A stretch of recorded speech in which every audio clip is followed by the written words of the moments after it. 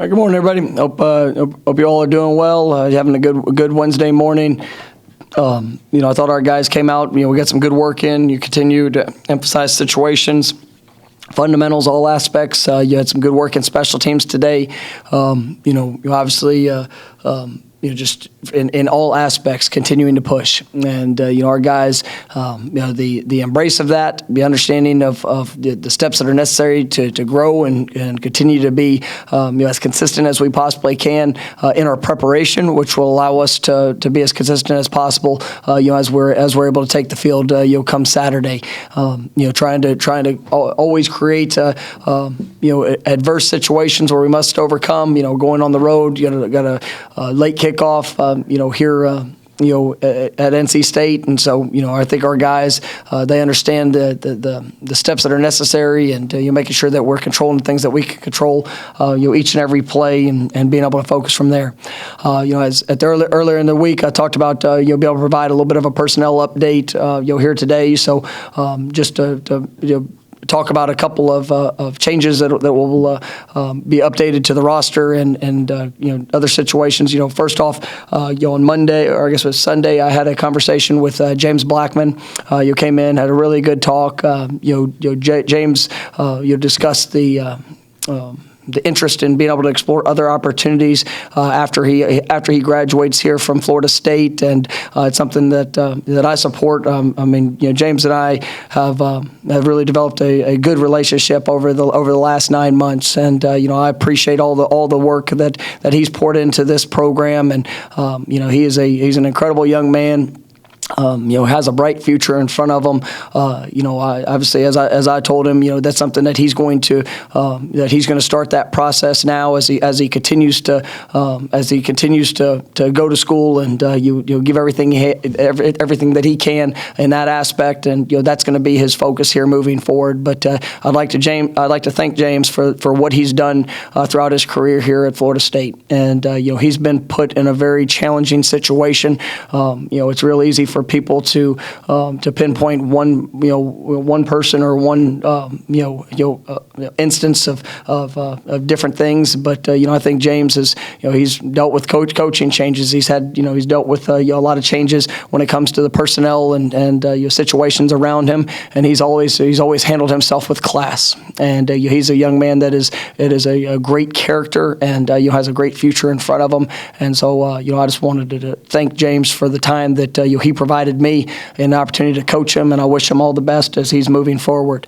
Marvin Wilson and Devontae Love Taylor both have experienced injuries that will keep them out for the rest of the year.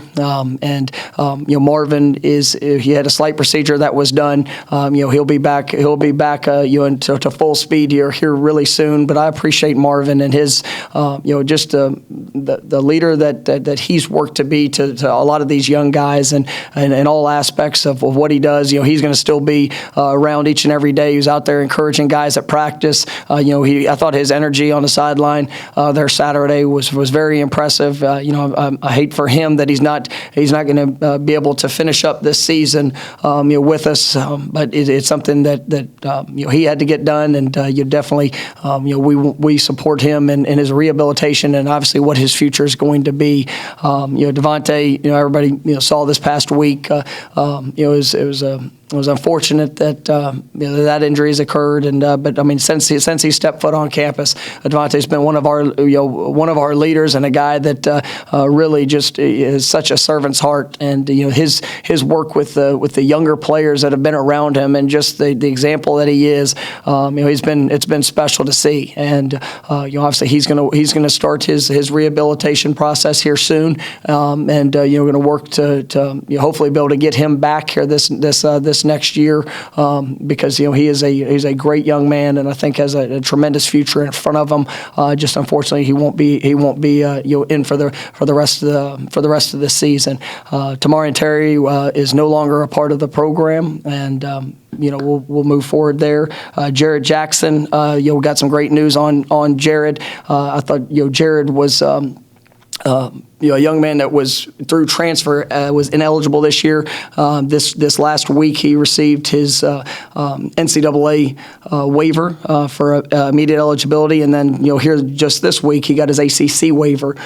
So Jarrett is now available and will work. He's been working and doing a really nice job. Going through working on our scout team units, and has really helped provide a great look throughout this year, and been working individually. I'm excited that the work that he's put in is going to put him in a position to hopefully be able to help this football team here in these games to end it, to wrap up the end of the season. And definitely excited about his future and just the opportunity that now he gains that year back. So not only does he get the eligibility this year, but now he'll have 3 years remaining, for the rest of his career here as a Seminole. So definitely got some great news in regards to that.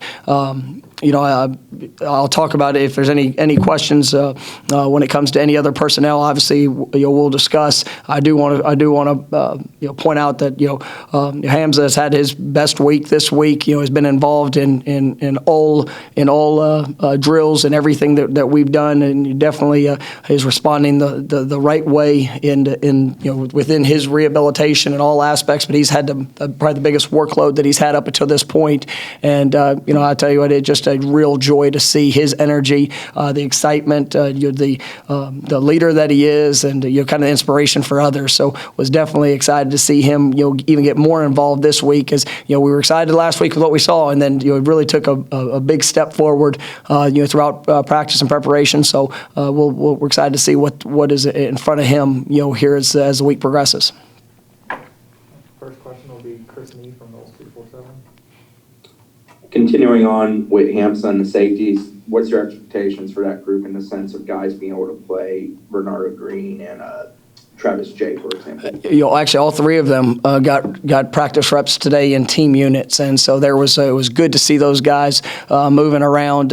Travis was able to get more work yesterday, and then really responded well. We'll see. It's going to be one of those things we're going to track through the end of the week. Renardo, has just done an incredible job in his rehabilitation. This was, we were unsure coming into the week what it would look like, and he felt through yesterday. He said he was feeling really good, and was able to get him out and moving around. And then today, he took some quality reps. We'll see how he responds here the next few days. But I think all those guys have an opportunity to be available, and we'll see how the week progresses. Next will be Ira Schofel from Warcamp. With some high-profile players leaving the team, particularly James and Tamarind, and how have other players talked to you about that? Have they responded okay to that situation? Absolutely. The guys that are here, have come to work each day, this week, and just continuing to focus on their improvement. And this football team, that's something that I appreciate. And at the end of the day, it's what we're here to do. And it's our coaching staff, our players, everybody involved is to invest in each other and invest in this program and to do things to a certain standard. It's challenging. When you have disappointment, there on game day and you come up short, but the objective doesn't change. Our job and responsibility as players and coaches is to get better and to go out there and put ourselves in the best position to win. And that's what we're going to continue to do every day with all aspects of what we're doing within the program. And we've got some guys that are unbelievable in how they work and unbelievable in what they're doing. I know we mentioned Asante there, this last week, and just how that's kind of shown up. But guys they're older players, him, Emmett Rice, I want like Jay Sean Corbin. Just remarkable. Cam McDonald. I was thinking about some older guys that have really just pushing themselves harder than they've really ever pushed, just to help with that process and to be the example and to be the best version of them. And this is not for everybody. There's at the end of the day, there's going to be challenges that show up. There's going to be challenges that show up, not in a football season and in every aspect of what you do. There's also going to be challenges in life, and how you respond to those challenges, really speaks to who you are and what you're all about. And we're excited about the guys that we have and moving forward. Next will be Matt Baker from Tampa Bay Times.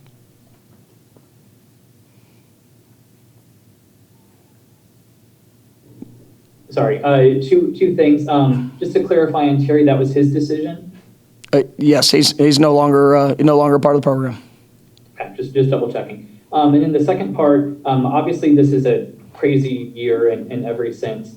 How does this level of attrition compare to what you might have expected just as a first-year program going through this stuff? I don't. I mean, as a first-year coach, in a program, you don't come in seeing to what. I never think about attrition. That's something that, I don't, from the day that I got the job here, these are all my players. They're all guys that I'm responsible for. It's my job and to help them develop and grow in every aspect. I don't want to lose any player. And there's guys that we've had to go in different directions with, due to whatever circumstance or decisions that are made. But I can promise you, I want guys that are here that are 100% invested in growth and development, and guys that that understand how to respond when things go good and when things maybe don't go as well for you. But it's going to be about that constant that constant and consistent work that we have to put in every aspect. And so I'm definitely excited about some of the steps that we've seen, especially from some of the young players that have really been forced into action. You'll hear early. Just their attitude and approach. It's been pretty remarkable. But I never came in thinking, well, this is what it's going to be. Who's going to be a part of it, who's not. But we're gonna continue to hold people to the standard of what it takes to be successful, and that's something that's important to me, and it's definitely important to what this program is going to be built upon here as we continue to grow. Next will be Aslan Hazanandi from Moore Camp. Not to belabor anything about Tamarind, but like 4 weeks ago, he's on crutches versus North Carolina, like chasing his teammates around the field after that win and celebrating. And, now he's no longer part of the program. Do you have an understanding, or what changed, I guess, with him? That's a question that we had to talk, and it's. The North Carolina game was a really, really good game. It was one that there was a lot of excitement, some positive things that were happening. I think Tamarind worked hard to get himself back to be able to take the field this last week, and he's no longer part of the program this week. Next will be Pat Burnham from the Osceola. Hey, Coach, do you think this is something these guys leaving the team would have happened sooner had you had a traditional offseason and spring practice? And obviously, James is very popular with his teammates. How has the team reacted to that? No, James, to answer your question, are you asking, do I think that there would have been attrition if we had a spring practice?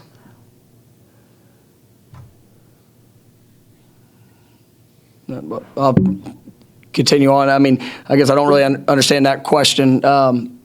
If that would have happened if we would have had spring. I think every day and every opportunity you get to be around guys working, whether it's practice, game, obviously through games, you continue to build that relationship and have a better understanding of why you do what you do, and obviously how to develop to continue to do it better and at a higher level. And so that's something that we've worked on. James, I think everybody understands this has been a challenge for James. And I'll go ahead and tell you, I was really disappointed when he was taking the field there the other day, to hear some fans of the people booing him when he took the field. That bothered me. And we talk about a young man that he's going out there and has invested a ton into this program.